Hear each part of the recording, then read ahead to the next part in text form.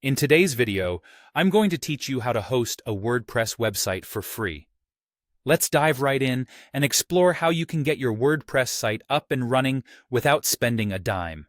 First, you'll want to navigate to WordPress.com. This is where we'll start the journey of setting up your free WordPress website.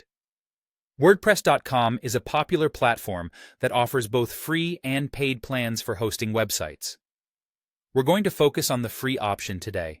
So, go ahead and open your browser and type in WordPress.com to begin.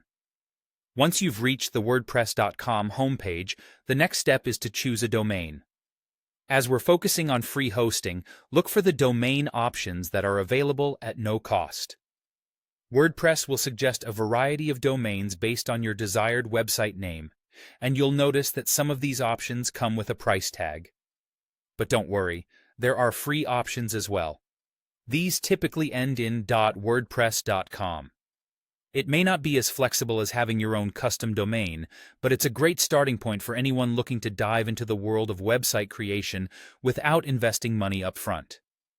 After you've found a domain name that you're happy with, click on Select next to your chosen domain. This will take you to the next screen where you'll need to choose a plan. WordPress offers several different hosting plans with a range of features, but our focus today is on their free plan. So, scroll through the options until you see the one labeled Free and go ahead and select that plan. The free plan will allow you to host your website with basic features, and it's perfectly adequate for personal use or a simple blog. Now that you've got your domain and plan selected, WordPress will guide you through the rest of the setup process. This includes customizing the look of your site, creating your first post, and more. Spend some time exploring these features and building a site that reflects your style and purpose.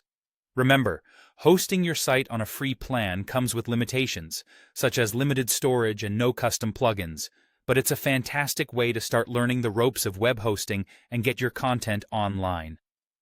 And there you have it.